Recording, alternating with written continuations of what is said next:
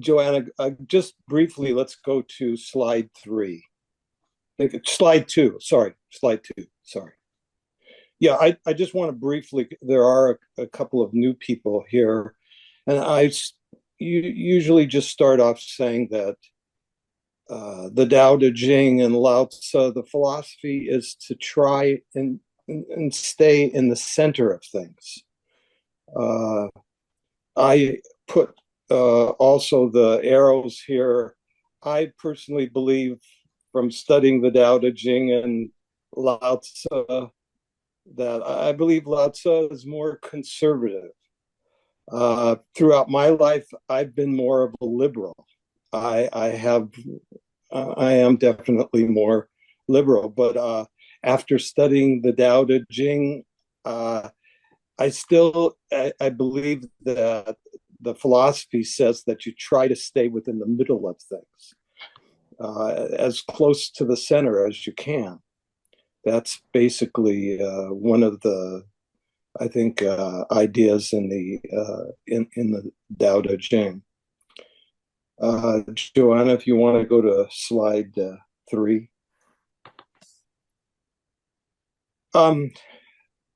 In my book, I have 2 versions. One version on the left, one version is more orthodox. On the right is a loose version.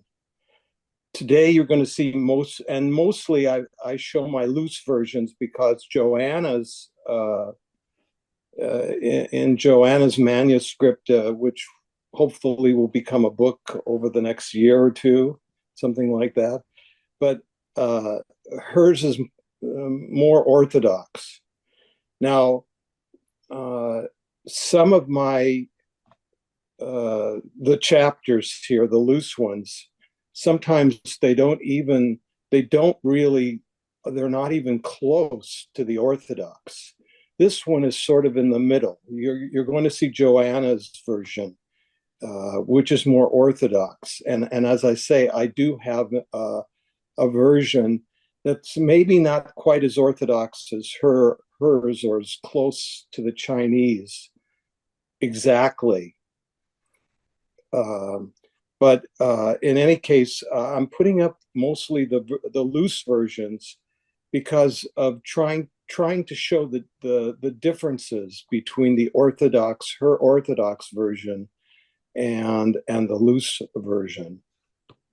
Okay, if anybody would like to, this is the 27th chapter in the Tao Te Ching, and if anybody would like to use their angelic voice to read this chapter. Yeah, I would like. Okay, Can good. you hear me? Yes. Okay. So the true sightseer doesn't need to move from his place. The true speaker doesn't need to move his lips. The true mathematician doesn't need to use a machine. The true safe maker doesn't need to use a lock or key. The true psychotherapist doesn't need to see his patients. Therefore, a spiritual person is an expert in knowing how to help others and doesn't give up on anyone. This is the true seeing. Thus, one who sees should help one who cannot see. The good should teach. For what is it to have knowledge without goodness? This only leads to great danger. This is the inner concealment. I think this is Naman, right? Naman? Yeah. Thank you for your reading. Yeah, the first 5 lines I think deal with definitely with examples of self-confidence. And then it goes on to say, therefore, a spiritual person is an expert in knowing how to help others and doesn't give up on anyone. This is the true Sing. Thus, one who sees should help one who cannot see. The good should teach. For what value is it to have knowledge without goodness?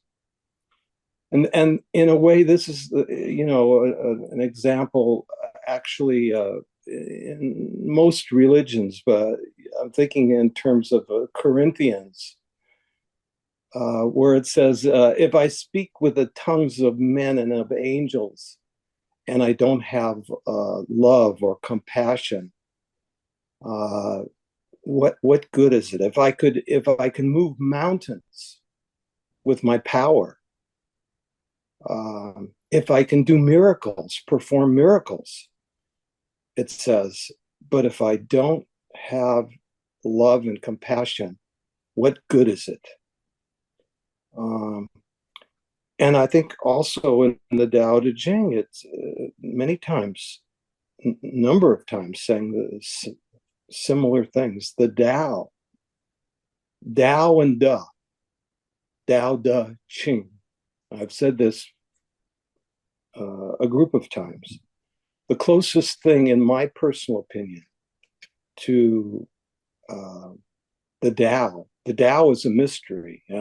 From the first chapter, it says that you can't define the Tao. It's nameless. You can't name it.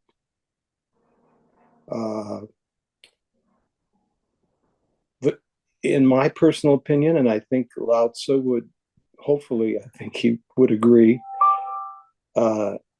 and that is the closest thing that a human being can know about the Tao has to do, I think, with compassion and love.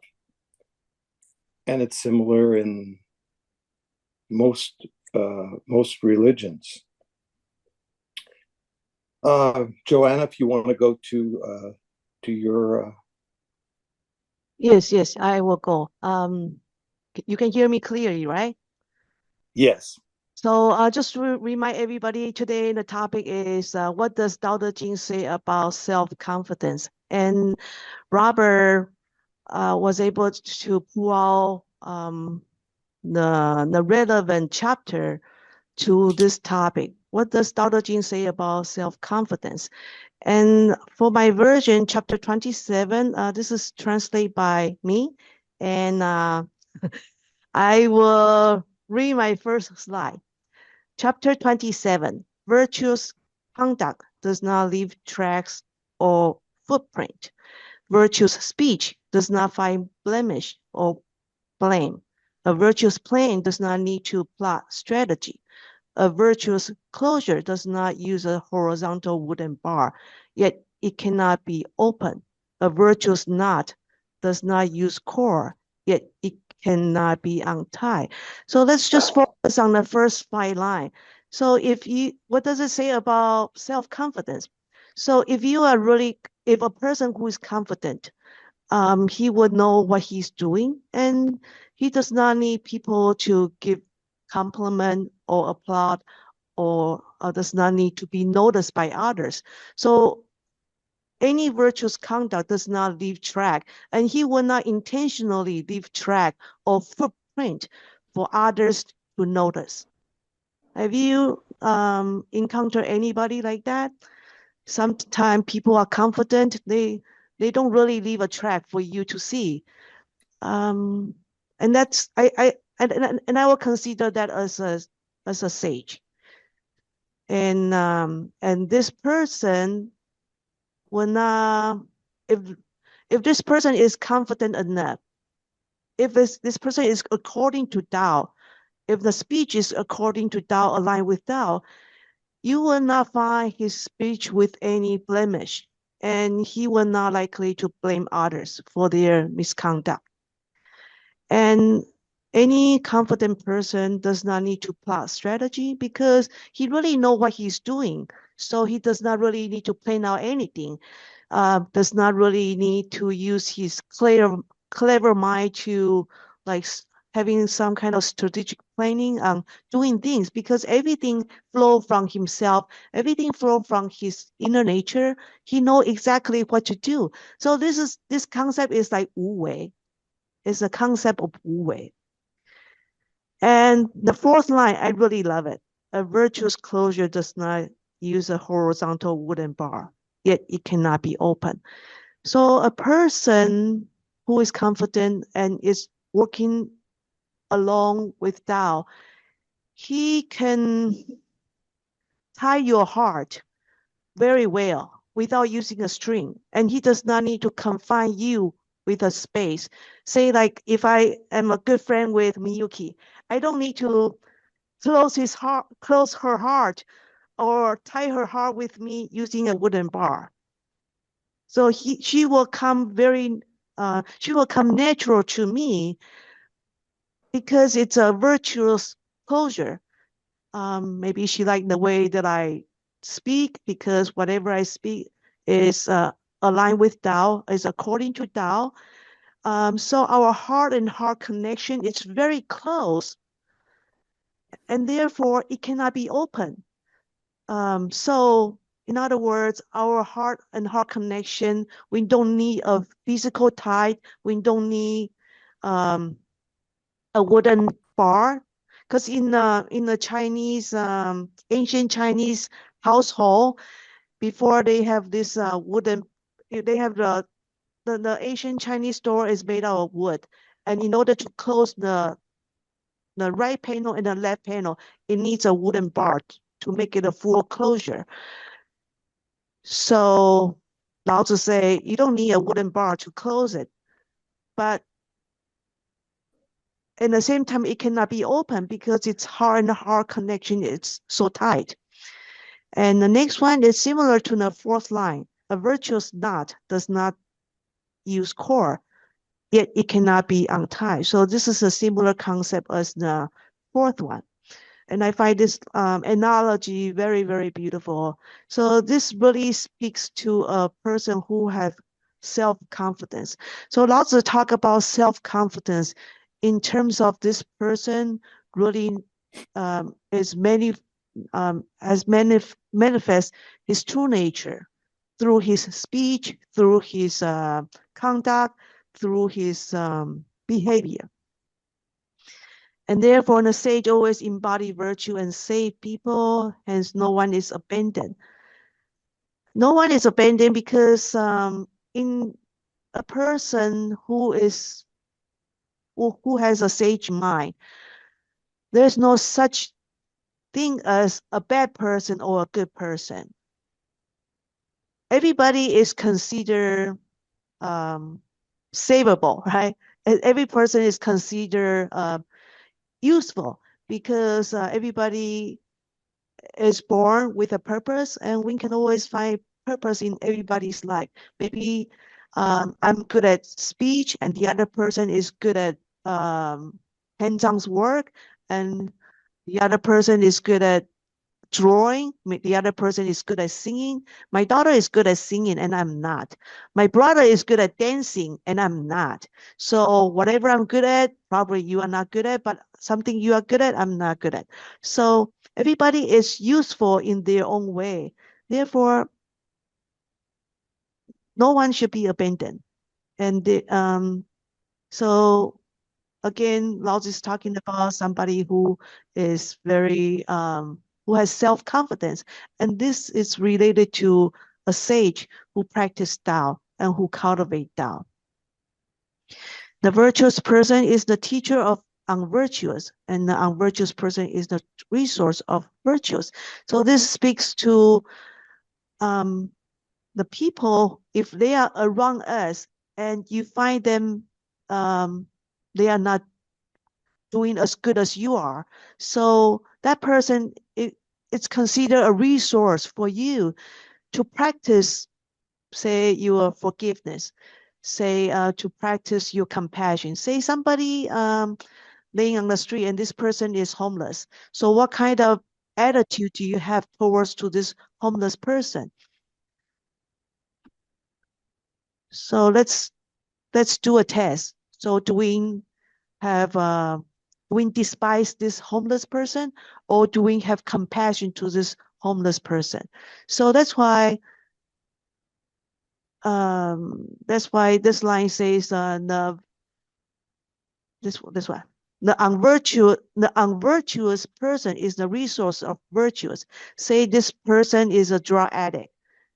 This person should be the resource for us because it's a great opportunity to practice our compassion, how compassionate we are to them, what kind of attitude do we have towards to them.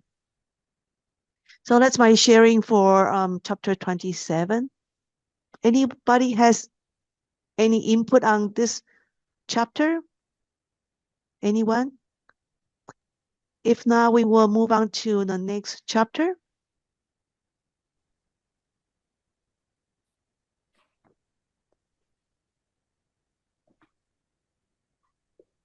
Joanna, you want to go to, what is it, slide 5? Okay. Slide 5. Okay, now let's go to the next one. Yeah. Anybody want to use their angelic voice for this? But before anybody chooses, I want to say that the next 2 chapters on my loose version doesn't look, most of in my book, as I say, I have 2 versions. One is more literal and closer, although I don't speak Chinese. I have made up my versions from English versions, and this particular chapter with the loose version doesn't look almost anything like Joanna's more orthodox version or my more orthodox version, and the next chapter also. But most of the loose versions that I have, the second version in my book, you can kind of follow along, but not the examples that you see today. Anyway, is there anybody that would like to use their angelic voice to read this version, chapter 38? And by the way, chapter 38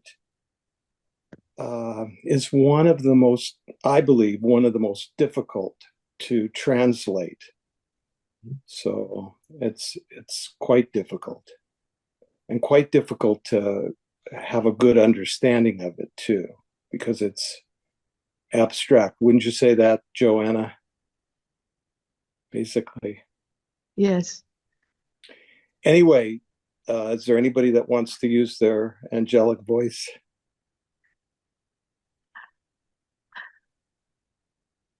I can go. Okay. And who is that? I'm Kathy. Kathy. Thank you, Kathy. Thank you. Welcome. Knowing how to live, one is not preoccupied with the hows and whys of it. Not knowing how to live, one always questions and looks to the hows and whys of it. Knowing how to live, one sends commands through the stillness and, without thought of self-profit, succeeds. Not knowing how to live, one always tries for self-gain and self-profit and fails. Knowing how to live, one does not think about self-gain or self-loss. Not knowing how to live, one is always caught between gain or loss, between good or bad. When the way is lost, there is virtue. When virtue is lost, there are good deeds. When good deeds are lost, proper behavior and fear of authority are taught. From here, all conviction is lost. This is the start of chaos. Intelligence and memory may be the bright jewel of Tao, but it is the root of self-deception.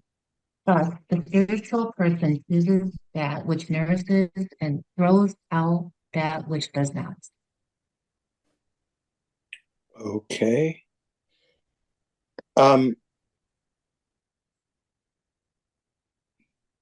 This particular version, maybe it would be better, Joanna, to also show yours, and then we can go back again to mine, if that's okay. Yeah, sure. Because as you'll see, hers is quite different. It is the more, more true to the Chinese and the more orthodox. Is there anybody that would like to use their angelic voice to read Joanna's version? I can read it. Okay, okay. Peter. Thank you, Okay. Peter. Yes.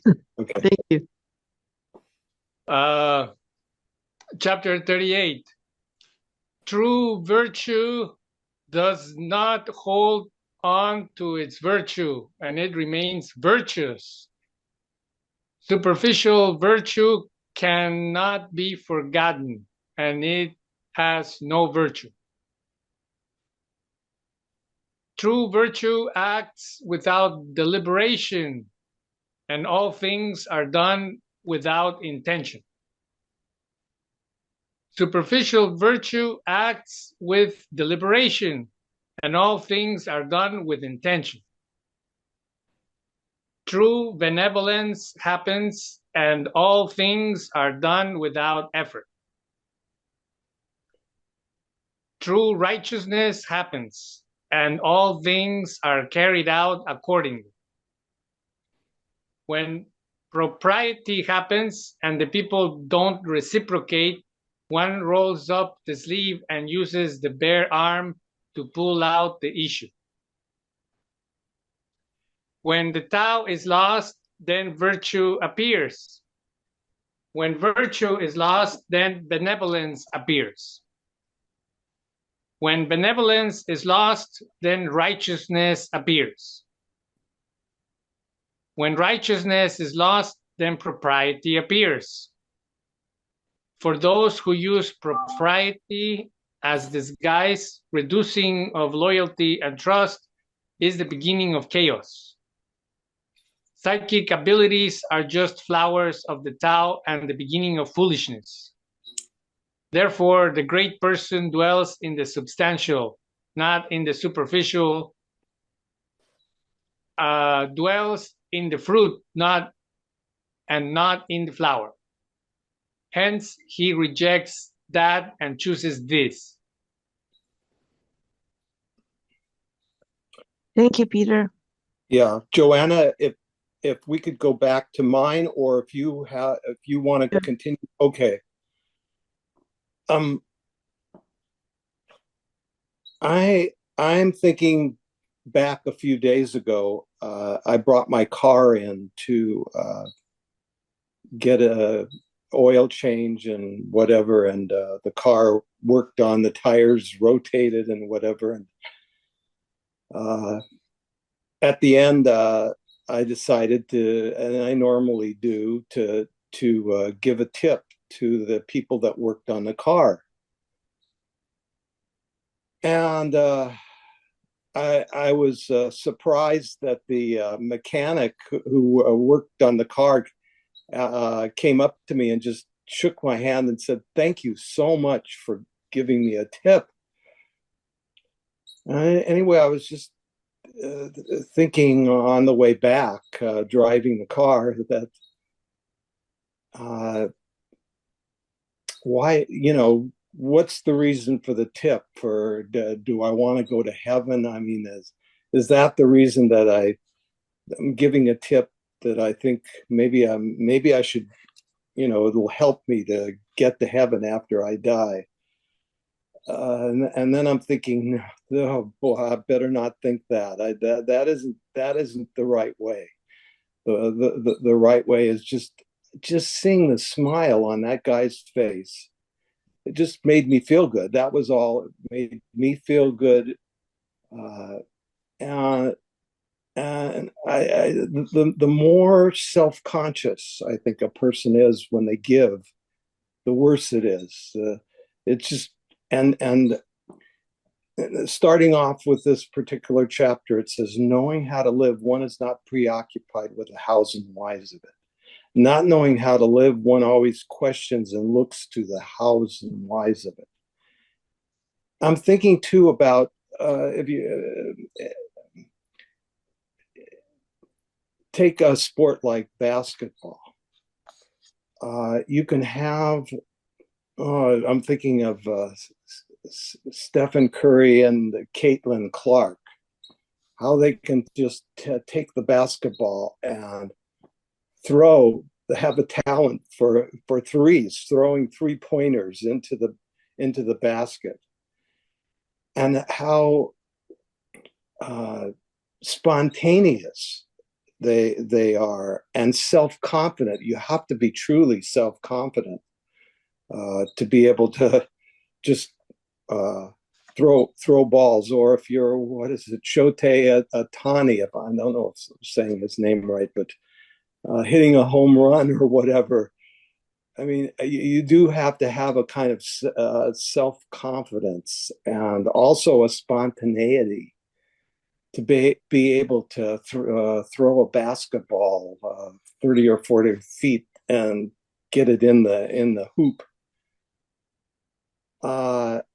And it has a lot to do with not overthinking things. And you know, I'm thinking that's basically what this chapter is saying. Joanna, I don't know if you can do this, but where it says, when the way is lost, there is virtue. The way, can you put a 1? Could you put a 1? I don't know if you can do, okay, good. Think of, okay, what the way means Tao. You could also say love. Now, people that study the Tao Te Ching, some would argue this point with me, that nobody knows, nobody can define the way or the Tao.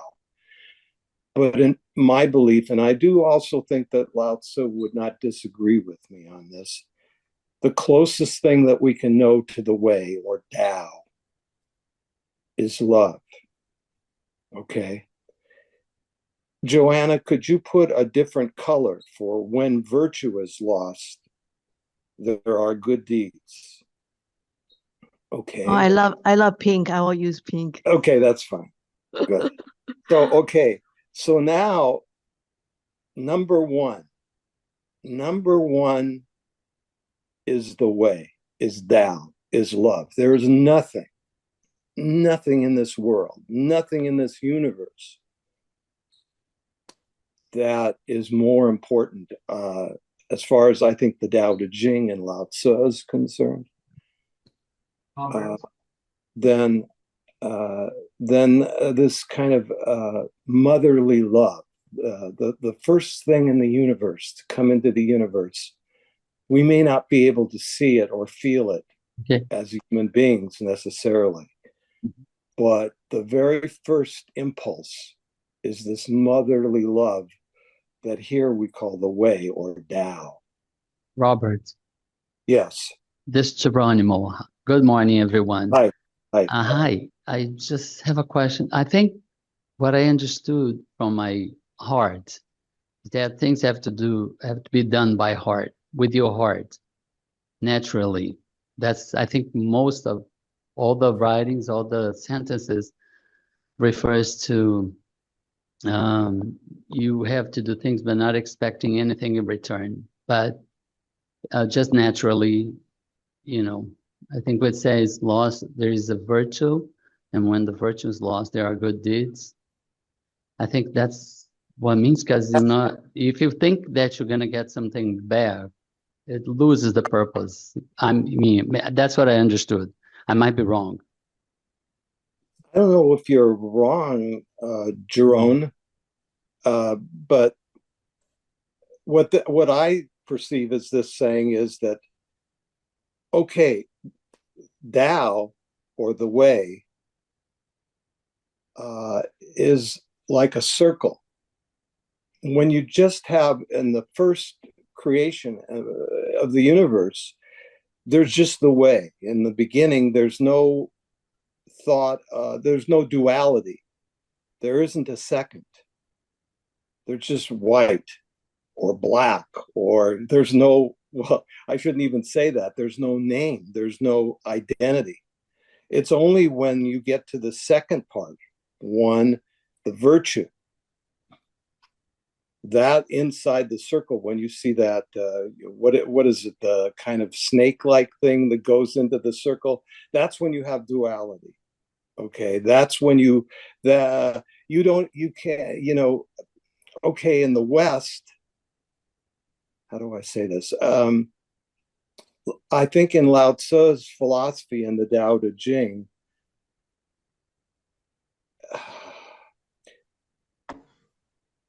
in the Tao Te Ching, you have the Tao, then you have virtue. That means that you have a second thing that's created, okay? And at that point, okay, not even the name God is there in the first part. Not even the name God. In the second part, you have duality, you have virtue. Can you go back to the screen, Joanna? Can you go back to the screen? Okay, I want you to go down to the last part. I can't do it myself. Where it says, can you move the, where it says intelligence and memory? Good, okay. Can you color that? Okay, when you get to intelligence and memory, you get to humanity. This is the part of humanity. And it says, intelligence and memory may be the bright jewel of the Tao, but it is the root of self-deception. So we have, first we have Tao, love.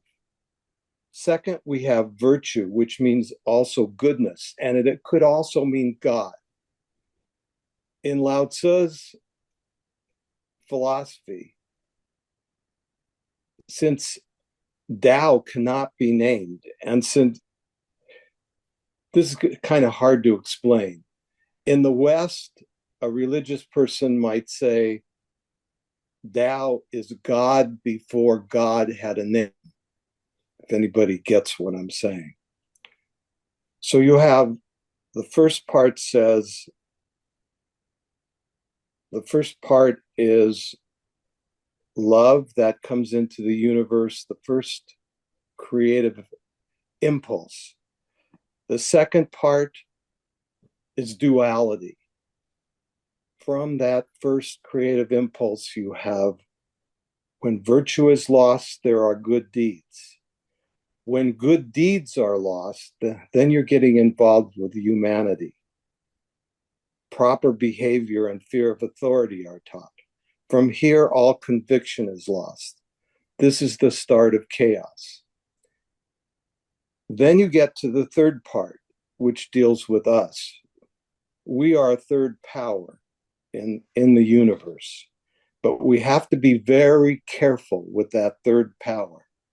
That's basically what it's saying. Intelligence and memory is karma. We get into karma. The third part deals with humanity, but it also says intelligence and memory may be the bright jewel of the Tao. We're also important. We're important because we are the ones that define things. And it's important to define things, but we can't be obsessive about it. At the top of this, it says, knowing how to live, one is not preoccupied with the hows and whys of it. Not knowing how to live, one always questions and looks to the hows and whys of it. So what I think this particular chapter is saying is that ultimately we need to be careful with things. We need to, if we are to have self-confidence, we need to just, we need to not be obsessive with things and not overthink things. If we're going to throw a basketball into the hoop, and do it consistently and get it into the hoop and score points. We need to not overthink things, basically. Anyway, Joanna, if you want to go on with what you're with the Yeah, let's see. Before I go on, I just noticed that there is a message in the chat box. It's from Melissa, and I think she left already. So she said that I know someone personally that after they do something great, they have to tell everyone and wants it to be known, almost like he is only doing it for others. So it seems like he's not being honest, but it can be that he lacks in belief in himself. So this is very much like the previous chapter that we talked about. Virtuous conduct does not leave track. So we all know this kind of people. They do something and they want to leave a track. They want to broadcast. They want to tell everybody they did so much good things. So this brings us to chapter 38, because Lao Tzu say virtue. There's for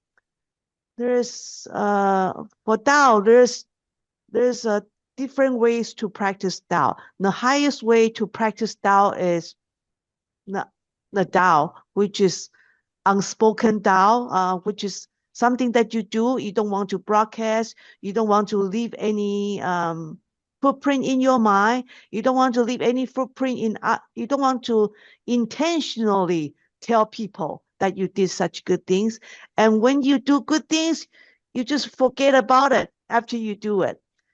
And just every time when so it's like every moment it's a fresh moment. So you don't even you don't even want to remember what you did, although it's something that you did good. So here in the first line says, true virtue does not hold on its virtue and it remains virtuous. To paraphrase, it is like if you do something, you don't want to hold on to it. And when you don't want to hold on to it, it remains Tao, it remains virtue. And this is the true virtue that Lao Tzu is talking about. Now, virtue has two parts. One is the true virtue or the upper virtue. The other one is the superficial virtue or the lower virtue. And that's the second line here. Superficial virtue cannot be forgotten, and it has no virtue. So if we want to do something superficial, and we don't want people to forget about it, you keep reminding them, hey, Miyuki, I just did something great yesterday. I did this. The other day I did this. So if you keep reminding people that whatever thing you did, then it has no virtue. It is still considered virtue, but it's the lower form of virtue. So keep in mind, virtue has two kinds. One is that you don't leave any track, you don't leave any footprint. So that's considered a good virtue. And the lower virtue is that you leave a footprint and you broadcast. And let's go on to the third one. That's so this one is just like what Robert says. If you are playing basketball, you don't want to even think about it. So true virtue act without deliberation. I remember when a few years ago I was playing golf, and I don't know how to play golf. So we hire a coach to teach us how to play golf.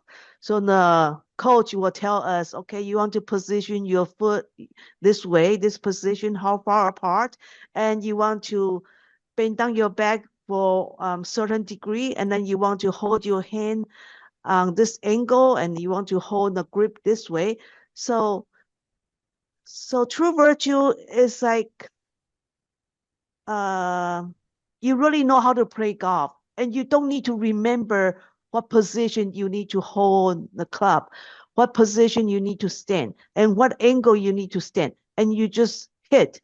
So true virtue is that you playing golf and you know how to do it exactly. And that's considered things that are done without intention because you are not calculating how to do it. But if you start to calculating, okay, this is how I'm going to stand, this is where I hold my position. Same like playing basketball, I'm going to shoot it this way.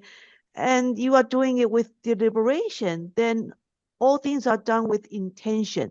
And when you do it with intention, when you do it strategically, that is considered lower virtue, and that's considered superficial virtue. Or even you consider, okay, I did such good things, and now how am I going to tell my friend that I did such a good things? And that's called deliberation.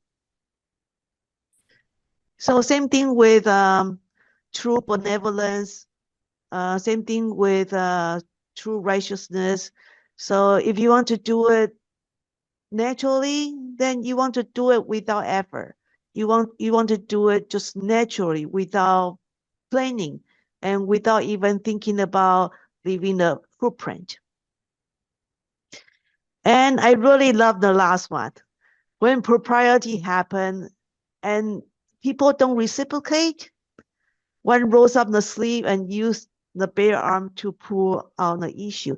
So when you read this line, you kind of don't understand what this means. So let me paraphrase this. I find this very funny.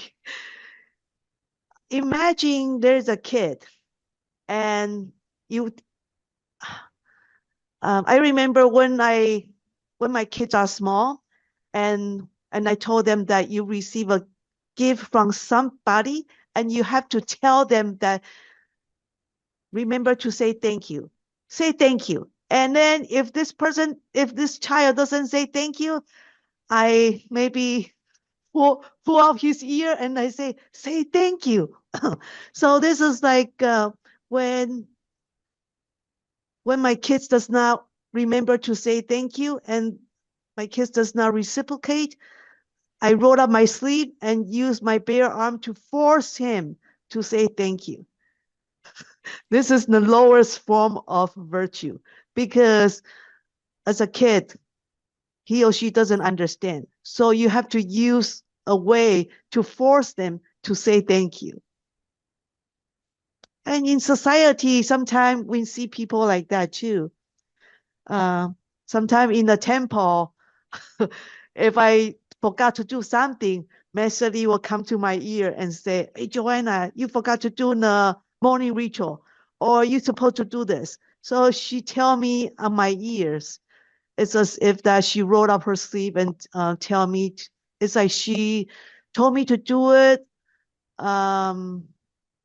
involuntary and I have to follow her. And things happen and there are times that we need to be reminded. And this is how we build up our virtue.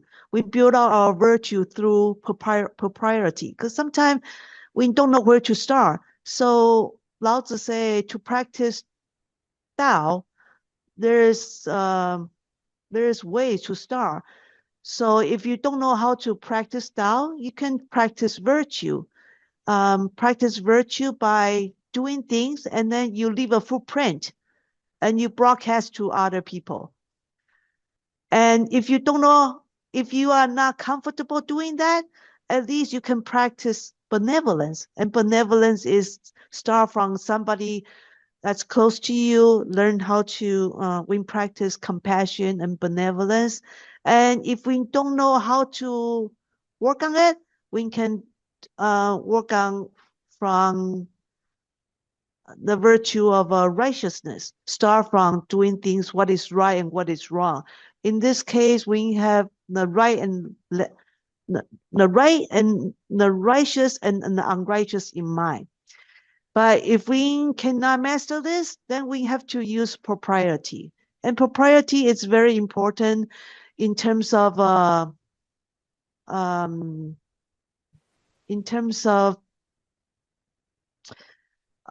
child development, because that's how we teach our children this. And as we grow up, sometimes we need this too. Because when we come to the temple, we learn propriety. We learn on fruit offering. We learn how to light the holy lamp.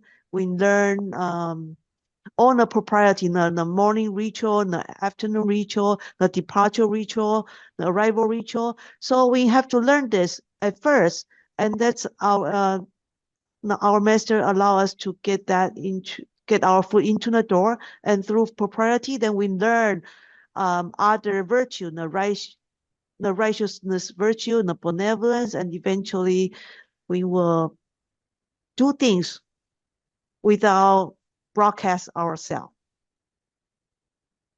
So practice Tao to be confident. We can also follow this footstep too. Level 1 is to practice propriety. Level 2 is righteousness. Level 3 is to practice benevolence.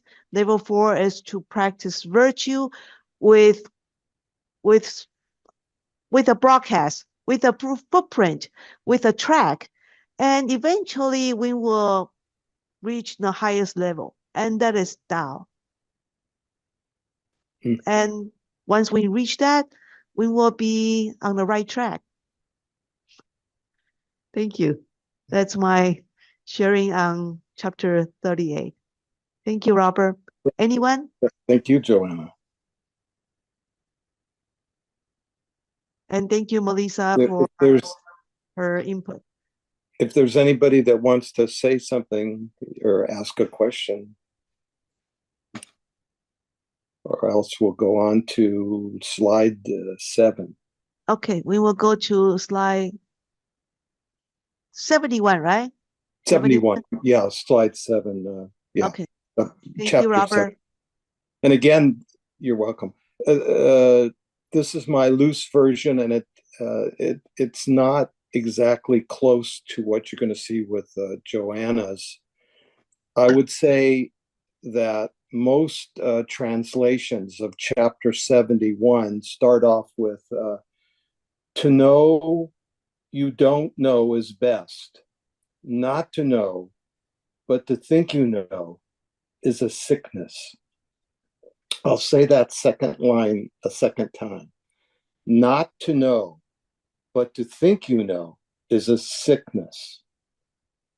And that's because when people don't know, but they say they know, well, millions and millions of people have died because of that, basically.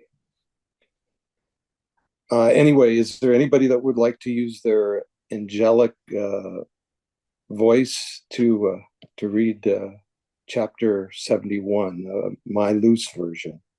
Robert, can you give an example? Can you give an example? You say millions of people have died because they think they know, and millions are killed.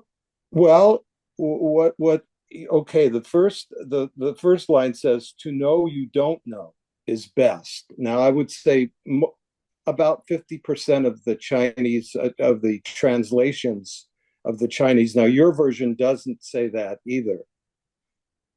But at least half of the versions say something like, to know you don't know is best. Not to know, but to think you know is a sickness. And what is that? Well, to me, that kind of means like a lot of religious intolerance over the years, over the thousands of years, where people take things from their particular belief system, from especially religions, and blow it up and believe it without totally understanding it. But they think they know. Mm-hmm. That, Lao Tzu says, is a sickness. Now, my loose, I'm talking about this first because my loose version really doesn't say that. But my more orthodox version goes along more with Joanna's version. Mm-hmm. But anyway, anybody want to read my... Okay, Alex here wants to read. Okay. Uh, to to have experience of what cannot be taught is priceless. Oh, can you hear me? Yes, yes. Not having this experience is being left with a gnawing, unanswered question that will not go away. Only when you become weary from the unchangeability of your life will you free yourself from this gnawing, unanswered question. The spiritual person no longer has an unanswered question because he knows the direction of his life. Therefore, he does not suffer from having an unanswered question. Thank you, Okay. Alex. To have experience of what cannot be taught is priceless. There's a story in the Shuangzi, which is the second major book in Taoism. And in that story, it talks about a person, a wheel maker, and how no one can really teach this person exactly how to make a wheel. You can only do it by experiencing it yourself. And, you start off and I guess with a hammer or whatever. And I don't know exactly the process, but you'd have to have the experience yourself of trying to make the wheel. Now, in higher terms, to have experience of what cannot be taught, in a spiritual sense, it's more than, okay, I'm talking first about a physical thing of making this wheel. And you can't tell somebody how to make the wheel exactly. If they start off after you try to tell them, they're not going to be able to do it the first time. They have to experiment with it. They have to do it themselves. They have to work it out. And similarly with spirituality and discovering things, you have to do it. You have to do it yourself and experience it yourself. You have to say,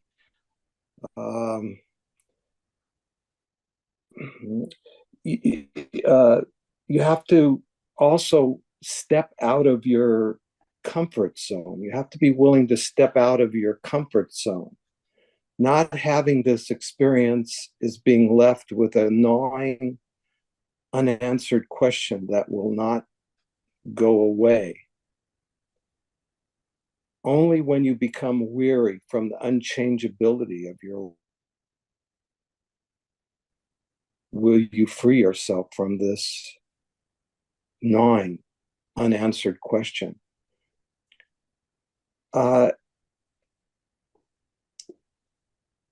So if you want to make a change in your life, you have to be willing to stick your neck out and step over the line between what you think is reality and going to another place.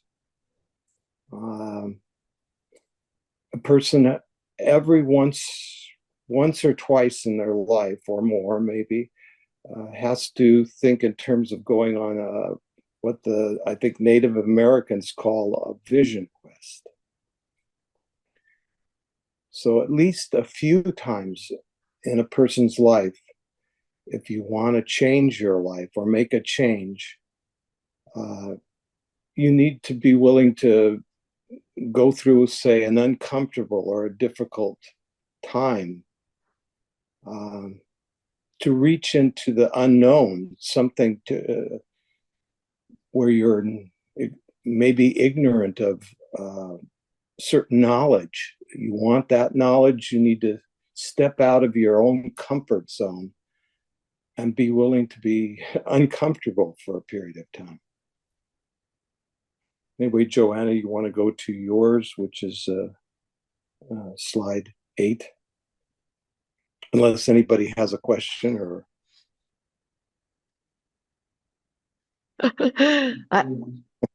Huh?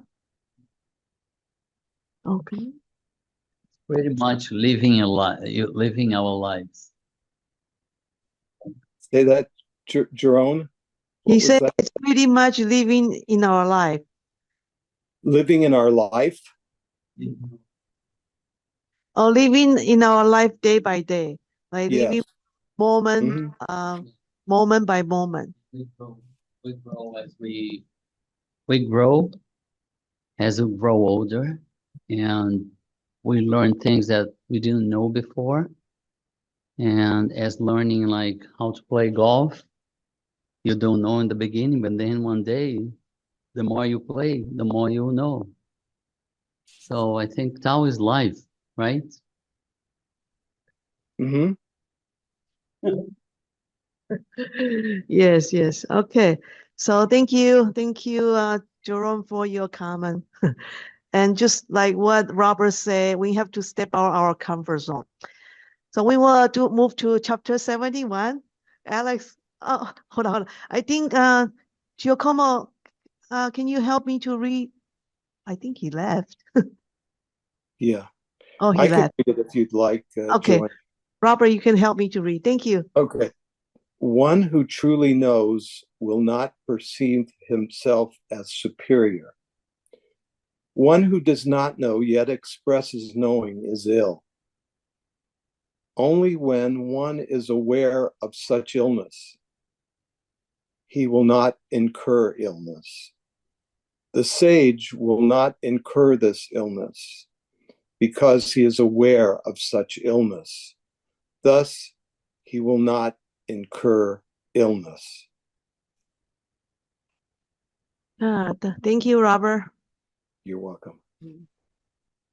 So in this chapter, Lao Tzu pretty much say that we have to be humble because we cannot know everything and we truly don't know.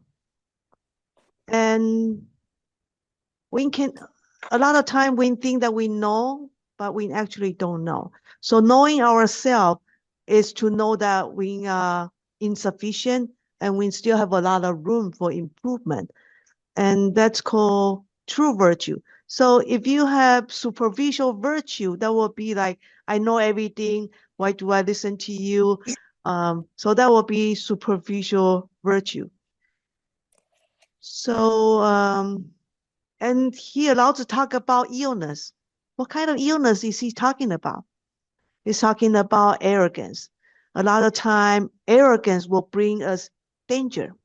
Yesterday, I was just watching on the YouTube, and there was a story about one Japanese guy, and he was on a way. He went to hike in the winter time in the Fuji mountain, I think. And he did not bring his gear, and he was on a live broadcast. And the viewer, his follower, tell him that right now it's a dangerous time to hike. Don't go because there's a lot of warning sign. Because right now it's not a good time to hike because the road is slippery. There's a lot of ice, so don't go. But this guy, he think he can do it. And he bypassed many signal and many warning because there's a warning sign on the road. And his follower again tell him that, did you bring your gear? Did you bring enough clothing? And he said, no, I don't need extra clothing. I'm fine here. And the follower asked him, did you bring your shoes that has teeth? Because the hiking shoe that has teeth is important when you climb up the mountain that has ice on the road because it will help you to hold a grip. So to make the story short, this hiker eventually slipped and die because he did not have sufficient gear. So this is the kind of illness that we are talking about. Being arrogant can bring you danger and can bring you death too. And hold on, Alex want to talk. Oh, hi. I'll just this kind of rang a bell. I'll just say it. Okay, so in terms of arrogance, this is probably, I don't know if this is arrogance, but this is kind of what helped me kind of explain what happened. Like I recently got assaulted outside my house. I was walking, I was listening to my Audible earbuds, and I wasn't paying attention. I thought my area was safe, the Temple City Arcadia area. I kept walking every single day at night, and I thought everything was safe. And one day there was a guy walking. He looked normal from the back, but when I passed him, I looked at his face and he looked at me and he had like dirt on his face. He had a beard, but I knew he was on drugs at that time. It was probably on phenobarbital, cocaine, or methamphetamine. And then he just gave a roar and started chasing after me. And at that time, he's bigger than me, and I ran. I ran, and there were two. I'm sorry if this is not okay. This just happened, and I'm just. It sounds like I'm rambling, but it was very distressing. But I ran. There was my neighbor across the street. There were two high school kids. I was like, help, help, help, and then they ran and they shut the door on me. And they shut the door on me. I said, hell, this guy's trying to kill me. And what happened was I went to the side of the car, and this guy on drugs kept chasing me around the car and he got a rock. And then I was cornered. I didn't know any kung fu. I didn't know any self-defense. So when I was cornered, I ran to my right, and then he got a rock and smashed me on my head. And then I felt instantly dizzy, but I was able to run to the house. After that, then he got several rocks and smashed the SUV. So I called the police, and then the police came like 20 minutes later. The guy just walked away. But this just happened, and I hope this never happens to anyone. But in terms of trying to relate this to Dao, like, I thought I could maybe defend myself somehow. I thought I could outrun him. I can't, and I don't know. This guy was probably on some stimulants, but I know there's a lot of homelessness and people, drug addicts and stuff. I'm not sure in Asia if you have to work. Alex, this is kind of an example of where somebody thinks that they know. When somebody gets on drugs or whatever, and they're totally out of this world. You could even call that a kind of arrogance, Alex, in the point of, that's could be an example too, where a person thinks that they know, but they're crazy. It's an illness. You could apply that to what the Tao Te Ching is saying and what Lao Tzu is saying too. That's a craziness, an illness. That person is ill, mentally ill. You're lucky to be alive. Yes. Hi, I would like to say something about what we just discussed here. That just some thoughts, some things that I've learned, and some sentences that marked me. And one of them is that saying that the more you know that you don't know. That's one of them. And other discussion I've had with some friends in Canada way back in time is that arrogance goes along with ignorance. They go together, because if one knows he's superior, that's because he doesn't know that we cannot know about everything, In some topics, I will be ignorant, and some other topics I will have some more knowledge, but there's always someone that will know more than me, That's the way I think. And this is just what we just discussed here, and this phrases, these thoughts came to my mind, and I love to be here. Thank you, guys. Thank Robert. Thank Joanne. Thank you. Yeah. Okay. Oh, I agree with what you're saying. Really, really. Yeah, I like Marcella's comment on arrogance goes along with ignorance. and it's really true. But there's a difference between arrogance and self-confidence. So we need to be able to differentiate that. Arrogance is overconfidence. Now let's go back to, hold on. Well, yeah, on what on his situation that he got attacked by person, obviously the person has a mental illness or some type of disorder because, attacking him. I think it goes beyond that. It's not aware. It's probably on drugs and there's a lot of, well, we have a crisis. I keep saying that we have a crisis, mental health crisis in the city and in the biggest cities in the country. We have a lot of people wandering around. If you take the metro, you'll see what I mean. If you take the metro daily, you will see exactly what's happening. So, but yes, it's tough because you have to deal with this situation. He got attacked. He could have been hurt, could have broken his head, or something worse could have happened. Thank God it did not happen. But in those moments, don't forget to use the treasures. Remember the treasures in those moments, on those moments that people come or whatever bad moment you're going through. Do the treasures. Remember the 3 treasures to protect yourself. So that's what I want to say.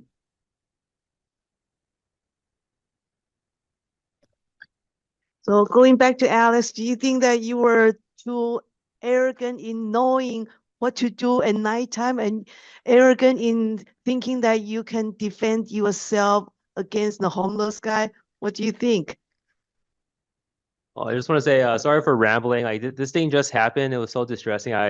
Sometimes I kind of regret just popping it out. It just came out of my mind. But the arrogance part, like I can see what Robert Jankel said. Like he was on drugs and he's probably, because when he was chasing after me, I made the mistake of trying to calm him down and everything, but he couldn't even speak any English or anything. He just went raw, and he was totally out of his mind. So no language, whatever. I could be just speaking whatever Chinese. It doesn't matter because he's just roaring like a bear, and his eyes are like wide open, and I might as well be dealing with a bear and running away from a lion because at that time I felt like a prey and predator prey. So anyways, I'm sorry for that this happened, but like in terms of arrogance, I'll probably never go out at night again. And maybe go out with somebody, you know,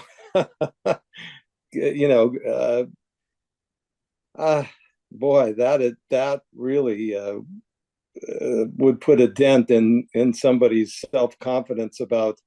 And I don't know, Alex, if that's arrogance on your part, go wanting to take a walk outside. I think that's more of an ignorance, right? Right. It's terrible that we have, we live in a society where people are on drugs and stuff like that. And yeah, I always think twice when I go out at night when the sun is gone. In sunset, I mean, in darkness, I try not to go anywhere, unless it's like I have to go out to get a grocery or something like that. Well, but that's reflection of what we have in our families. In a lot of families, Confucius used to say, if we had better families, we would have a better society. So that's reflection of what, we're doing something wrong there, or, there's some things that's out of control. People have diseases like mental illness that can happen to, people can get crazy and then we don't know. But if we had better families, we would have a better society. That's what I believe. Thank you. Thank you, Jerome, and thank you, Molicela, and thank you, Alex, for the comments. Now let's go back to 71. So this is what Lao Tzu is talking about, illness. Illness can bring us arrogance, can bring us ignorance, can bring us danger, can bring us to death. So it's a big deal. We want to be careful. So right now we are almost 12 o'clock. We will end our slide sharing right here. So does anybody want to say anything? Have any comments? Anything that you want to share? If not, then we will end our session here.